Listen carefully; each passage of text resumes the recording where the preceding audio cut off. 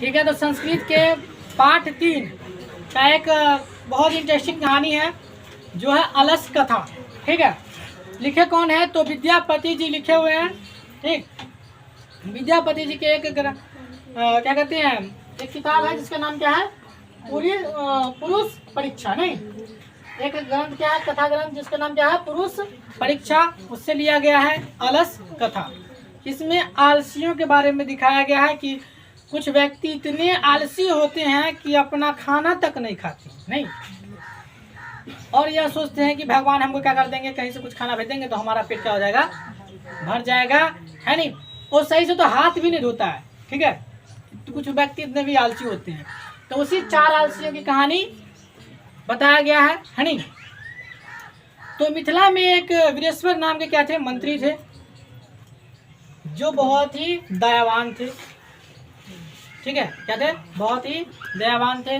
वो गरीबों की मदद किया करते थे, आलसियों को भोजन दिया करते थे, वस्त्र दिया करते थे। लेकिन इसका कुछ व्यक्ति क्या होता है कि फायदा उठा लेता है। ठीक है, वीरेश्वर जी जो मंत्री थे वो एक अलसशाला, यानी अलसशाला मतलब जो आलसियों का घर है नहीं, बनवाए हुए थे। उसमें क्या थे, कुछ धूर्त व्यक्ति भी, यानी जो फ्री में खाना मिल रहा है चलो उसमें खाने के लिए, है नहीं। इस तरीके से क्या हुआ, अच्छे अच्छे लोग भी उसमें ढोंगी बन के कहाँ चले जाते थे, खाना खाने के लिए चले जाते थे, है ना। तो फिर क्या होता है कि उसकी खर्चा क्या होती है, बढ़ जाती है। खर्चा क्या होती है, बढ़ जाती है। तो खर्चा बढ़ने के कारण अब क्या होते हैं कि जो बृहस्पति जी को खर्चा ज़्यादा करना पड़ता है।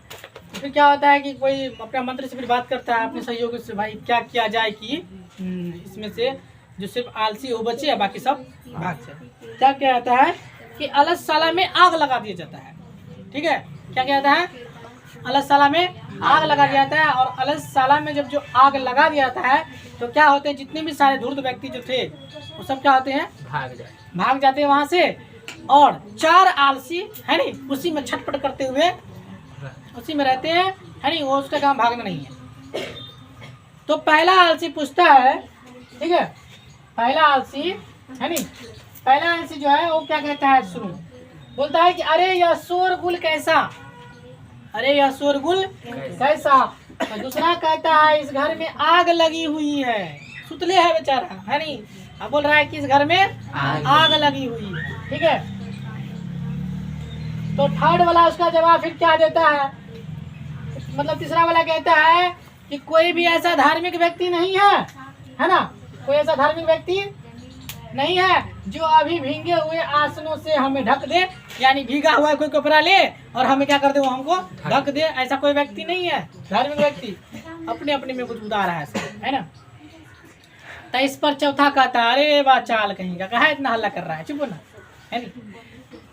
तो वहां से पे कुछ जो धार्मिक व्यक्ति होते हैं वो इस बातें को सुन लेते हैं, चारों को झुट्टा पकड़ के, है नहीं, और क्या कहते हैं, खींच करके अलसशाला से बाहर निकालते हैं। तो ये है किसी कहानी अलस कथा की। ठीक है, तो इसको क्या करना है, डिटेल में पढ़ना है नहीं, अपनी किताब में, और इससे जितने भी सवाल आएंगे सबको हल करना है। ठीक है।